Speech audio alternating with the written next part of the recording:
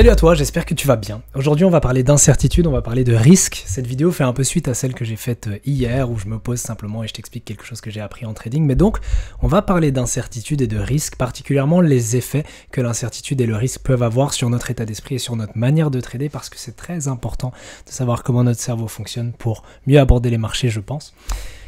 Alors la toute première chose à savoir concernant l'incertitude et le risque, c'est que, et c'est un peu une sorte de loi universelle, de règle générale qui s'applique à la nature humaine, c'est que dans une situation d'incertitude et de risque, ton cerveau a tendance à être, on va dire, submergé par ses émotions, par ce stress, et va faire des raccourcis.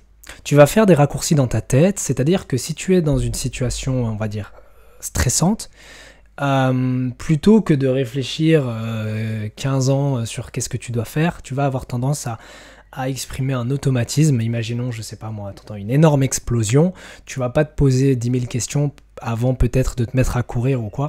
Et bien ce genre de situation, bon là c'est des situations réelles, mais de stress. Ou alors un autre exemple, une situation d'incertitude. Donc quand tu es dans un environnement où tu ne sais pas, particulièrement dans le trading où tu ne sais pas si tu vas gagner ou perdre, tu ne sais pas dans quelle direction va aller le prix, même si tu peux faire une analyse et avoir des probabilités, mais la réalité c'est que pour chaque trade, si tu le prends individuellement, donc pour chaque trade unique, tu ne sais pas ce qui va se passer, et bien cette incertitude crée un peu la même situation que celle qui est stressante, et donc tu vas faire des raccourcis dans ta tête, tu vas prendre la décision la plus instinctive, si on peut le dire comme ça. Le problème c'est que, autant dans la réalité, c'est un mécanisme de défense qui marche plutôt bien, parce que imagine, je sais pas moi, t'es dans la nature, tu croises un animal qui est potentiellement dangereux, cette réaction de te barrer en courant, c'est une bonne chose. Mais quand t'es sur les marchés financiers, tous les automatismes qu'on va avoir dans la nature peuvent jouer contre nous, peuvent être une mauvaise chose. Alors, pour illustrer un peu tout ce que je viens de t'expliquer, j'aimerais te raconter une situation réelle que j'ai vécue, enfin que je suis en train de vivre en fait ces derniers temps. Tu le sais peut-être si tu as regardé les quelques dernières vidéos, mais en ce moment j'ai un job étudiant. Et ce job étudiant, c'est je travaille sur des chantiers, particulièrement sur les toitures. Bref, c'est du détail, mais disons que mon patron est assez autoritaire. Et disons que c'est un environnement de travail très stressant. Et ces derniers temps, j'ai remarqué que à certains moments, imaginons, voilà, t'as ton patron et il te demande, tiens, passe-moi ci, passe-moi ça, etc. Et il y a des moments où mon cerveau littéralement déconnecte. Ça veut dire que, comme si je fais une erreur, il aura tendance à me gueuler dessus, donc c'est pour ça que je dis que c'est un environnement de travail assez stressant, parce qu'il est très autoritaire. Il va te gueuler dessus, mais parfois, même quand tu fais les choses bien, il va aussi t'engueuler pour d'autres raisons. Et donc, il y a ce stress constant qui va, entre guillemets, noyer ton cerveau avec plein de comment on appelle ça, des chemicals, des hormones, on va dire. Et ça va littéralement te mettre dans cette situation de stress, de fight or flight, cette situation où, au lieu de prendre du recul et de prendre des décisions rationnelles, des décisions éclairées, tu vas simplement faire la première chose qui te saute à l'esprit. Donc si je te donne un bête exemple, imagine le patron te dit, ok, je sais pas moi, imagine t'as deux cisailles, ok, t'as deux pinces, une rouge, une verte, et ton patron te dit, passe-moi la rouge, passe-moi la pince rouge. Et comme encore une fois, j'insiste, c'est parce que t'es dans cet état d'esprit en mode paniqué, tu chopes la première pince que tu vois. Parce que ton cerveau, en fait, fait ce raccourci, et là, le raccourci, c'est que ton cerveau, au lieu d'écouter la phrase complète de passe-moi la pince rouge, il entend juste passe-pince, tu vois. Et du coup, tu vas choper la première pince que tu vois, et si c'est la mauvaise, gare à toi, parce que tu vas te faire engueuler derrière. Ça, c'est un exemple, mais autre exemple, c'est, imaginons, je sais pas moi, on travaille sur une certaine pièce, donc, un objet, ok, et cet objet porte un nom. Et puis, imaginons que la personne te demande, je sais pas moi, d'aller chercher telle chose, je sais pas, dans la camionnette ou quoi. Et c'est comme si mon cerveau, parfois, déconnectait. J'arrivais plus à me souvenir du nom de certains éléments. Alors bon, pourrait quelque part se trouver des excuses, dire oui, bon, j'ai pas fait ça toute ma vie, je veux dire, je connais pas trop, enfin, je suis encore nouveau, etc. Mais la réalité, c'est que la pression que mon patron peut me mettre parfois va créer cette situation stressante, cette situation en fait d'incertitude de tu sais pas ce qui va se passer après. Quoi que tu fasses, tu peux te faire engueuler, donc tu sais pas si tu vas te faire engueuler, et du coup, de toute façon, c'est bien connu, les enfants, par exemple, n'apprennent pas très bien dans un environnement, on va dire, agressif. Ils apprennent mieux quand on leur explique les choses calmement, etc. Bon, après, je suis plus un enfant, c'est pourquoi j'apprends quand même malgré cette situation-là. Mais c'est quand même marrant, parce que tout ce dont je te parle, c'est par rapport au cerveau, c'est quand même marrant d'observer que parfois, en fait, t'agis juste comme un con, genre littéralement. Genre l'exemple avec la pince, je pense que c'est un bon exemple que je t'ai donné, c'est tu prends du recul après et tu te dis mais oui, enfin je suis débile, tu vois, le mec m'a demandé ça et pas ça. Mais ton cerveau ne réfléchit pas.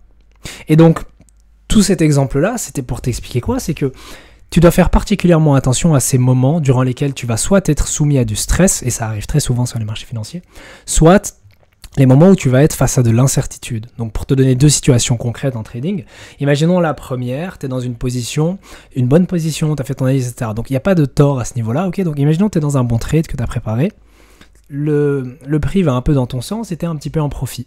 Souvent, la plupart des traders, même les traders quand même avancés, vont ressentir du stress. C'est normal, tu vois tes profits flottants qui fluctuent, voilà, c'est normal. Mais la différence entre, on va dire, le professionnel et le particulier, donc pas le particulier au sens fiscal du terme, mais au sens le débutant en gros, la différence entre les deux, c'est que même si les deux ressentent du stress, déjà la quantité de stress va être différente. Hein. Le professionnel va peut-être ressentir un peu moins de stress parce qu'il est habitué. D'ailleurs, la répétition de certaines choses va nous habituer à une situation de stress. Mais le débutant donc, va ressentir plus de stress, mais va bien moins le gérer. Parce que d'une part, peut-être qu'il n'aura même pas conscience de ce stress. Et donc, la première action qui va s'offrir à lui, il va penser à tort que c'est la bonne et il va se dire let's go, je fais ça. Oh, je coupe court à ma position et je ferme ma position gagnante trop tôt. Alors que le professionnel, ou en tout cas celui qui sait bien gérer ses émotions, va pendant que son trade se développe, reconnaître que ah tiens, là je ressens du stress. Pourquoi? Peut-être que c'est parce qu'il fait une projection sur les marchés, il a peut-être peur que le prix se retourne et efface ses gains, ou il a peur de quelque chose, il y a ce stress qui monte en lui, sauf que il va l'identifier. Il va le reconnaître, mais il ne va pas nécessairement agir dessus. Et ça, c'est très important. Ça va vraiment être la distinction entre le professionnel qui va réussir, qui va être rentable, et le débutant. C'est que tu ne dois pas agir sur toutes tes émotions, sur base de toutes tes émotions. Tu as des émotions qui peuvent te servir, mais tu as aussi des émotions qui vont jouer contre toi. Et tu dois particulièrement faire attention à ça. C'est pour ça que je dis que cette vidéo est un peu en lien avec celle de hier, parce que je parlais de pleine conscience. La pleine conscience peut t'aider à faire la part des choses dans ta tête. C'est comme s'il y avait cette petite voix qui t'induit en erreur, et puis il y a l'autre voix plus calme, plus sereine, qui elle t'induit vers un raisonnement plus rationnel, plus éclairé, qui te permet d'agir correctement sur les marchés. Et donc si je reprends l'exemple avec ce trade-là, le professionnel il identifie que oh tiens je ressens du stress parce que je projette un potentiel scénario qui n'est même pas encore là. Mais est-ce que pour autant je dois agir? Est-ce que pour autant je dois couper ma position? Est-ce que le marché me dit de fermer ma position? Non, pas nécessairement. Je n'ai aucun signal qui me dit de fermer, donc je garde ma position ouverte. Et ça, c'est tout bête comme raisonnement, tu vas me dire. Mais c'est très difficile à faire quand tu es face à une situation de stress ou d'incertitude. Un autre exemple d'incertitude, imagine qu'il y a une annonce économique et que tu as tendance à trader ces mouvements-là. Ça peut être risqué, mais peu importe ta stratégie, c'est pas le sujet ici. Donc imaginons que tu vas trader la réaction du prix à une annonce économique et que l'annonce économique sort dans quelques minutes. Il y a de fortes chances pour que tu ressentes énormément de stress si tu as une position ouverte qui monte en toi parce que c'est énormément d'incertitude. Même si tu peux anticiper un certain résultat dans une annonce économique, la réalité c'est que il peut se passer n'importe quoi. Le prix peut aller dans ton sens comme il peut aller contre toi et en fonction de l'annonce c'est souvent très violent. C'est soit pouf, fusée vers le haut ou ça se crache complètement vers le bas. Et donc à ce moment-là, énormément d'incertitudes, ça peut être difficile de rester rationnel dans cet environnement-là. Enfin bref, je pense que j'ai assez blablaté autour de ça.